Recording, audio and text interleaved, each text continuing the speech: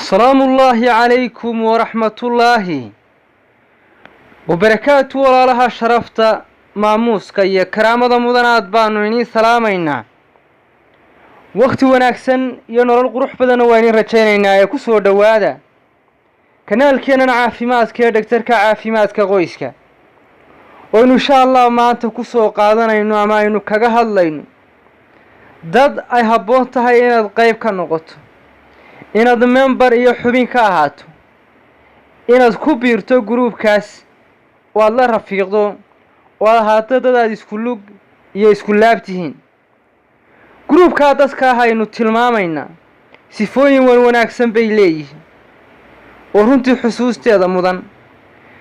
waxaynu tilmaami doonaa dadkan aynu doonayno inaad ka mid ahaato ama qayb ka mid aad noqoto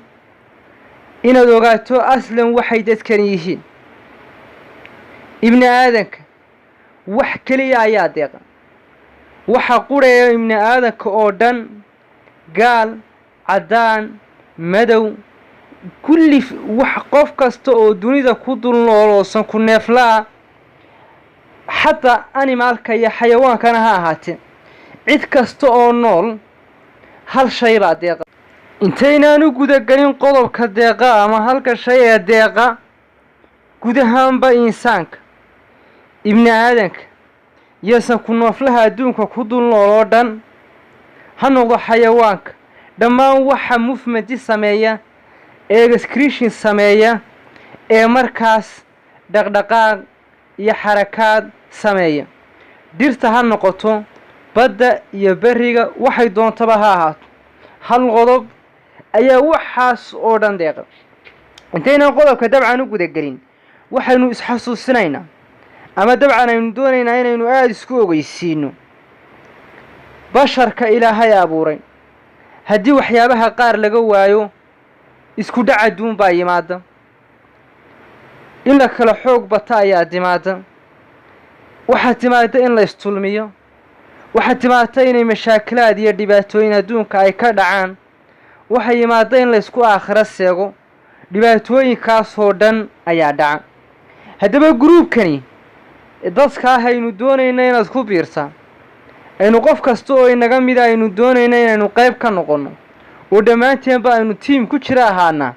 waa dadka la yidhaahdo fire minded people waa dadka cadaaliyiinta waa dadka xaqsoorka ah isla markaana cadaaladda sameeya alcadaala waxa aynu soo taxaynay oo dhan waxa deeqaa waa shayga la yidhaahdo cadaalad haddii cadaalad la waayo soomaalidu waxay tidhaahdaa oo runtii dad aada u aftahama oo luqadda afka soomaaliga waa luqad balaaqiyad fiican leh oo qaninimo wanaagsan leh waxay yidhaahdaan rag cadaalad waayey sida cawsha kala yaac rag cadaalad waayey waxay u jeedaan dadka waxa inta badan isku qabta ee walaaleeya ee sima ee markaa ka dhiga uliya diirkeedu waa cadaaladda saalaajigeed cadaaladdu waa very important haddaynu xagga diinteenna macaan ka eegno intaynaan kelmadda si santifiga aynaan ugu gudagelin maalinta aanu harjirin toddobada ilaahay u hadheeyo ee sabcatun yadiluhumullah waxaa number 1 kaga jira imaam caadila saalaajigeed halkaa waa dareemi karta maalintaa hadh ma jiro ummadda oo dhani bacad bay taagantay waa la dhibaatoonayaa mashkilad iyo runtii culays baa taagan 7 qof baa ilaahay u hadhayay waxa kow ka galay imaam caadila ayaa kow ka galay waa dareemi kartaa imaamka caadilka ah ee wanaagsan waxaa lagu daraa safafka la raaciyo ee lagu daro waxaa ka mid a safaf aada u qiimo badan oo aad dareemi karto safku ku jiro iyo qiimaha uu leeyahay haddaba dadkan 3 astaamood baa lagu yaqaanaa oo ay leeyihiin ta koowaad waa fire waa cadaaliyiin ta labaad waa listen to others waxay dhegaystaan ummadaha inteeda kale ayay fikirkooda iyo afkaartooda ay dhegaystaan qodobka saddexaad waa forgiveness ummadana way cafiyaan oo dadkana waa cafiyaan waa dadka lagu yaqaano groupkaas la yidhaahdo fire minded people. waa dadka cadaaliyiinta ama dadka xaqsoorka cadaaliyiinta ee dadka u kala xaq qaada ee si cadaalada ugu kala xaq qaada. halkaa markaynu taaganay haddaynu in yar dubu jalleecno diinteenna macaan ee wanaagsan, ilaahay qur-aanka waxa uu soo dejiyey, kitaabka munazalkaa waxa uu soo dejiyey litaxkuma bayna annaas, si ummadda ugu xukumo, ilaahay ummadda lagu kala xukumo oo lagu xukumo weliba alcadaala, si cadaalad. dadkani saddexdaas sifo ayay caan ku yihiin. waa cadaaliyiin, dadkana waa ay dhegaystaan oo jaanis iyo fursad bay siiyaan in ummadaha kale opinionkooda iyo fikirkooda inay weeleeyaan oo ay dhegaystaan. qodobka saddexaad,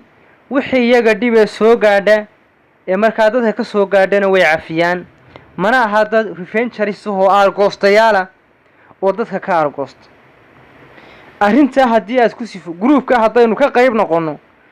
dad dalkooda islaaxiya oo bulshadooda islaaxiya oo naftooda cadaaladda ka soo bilaabo oo sidaa ugu dhammaystira ayaynu u baahanay. nafta qudheeda ayaa cadaalad u baahan, jidhkaaga iyo ruuxdaada ayaa cadaalad inaad u samaysa iyaguna u baahan. mar kale ayaynu ishiiga aada uga hadli doonaa. intaas ayaynu ku soo ururinaynaa, waynu ku soo gunaananaynaa kilibkeennii ku saabsanaa gruupka ugu wanaagsan ama dadka ugu fiican aynu doonayno inaynu qayb ka noqonno, bulshadeennana aynu ku dhiirigelinayno. fadlan la sii wadaaga oo u sii sheergareeya bulshada kale aynu iyagana jecel lahay inay nagu soo biiraan ay qayb ka noqdaan kanaalkeena. wasalaamu calaykum.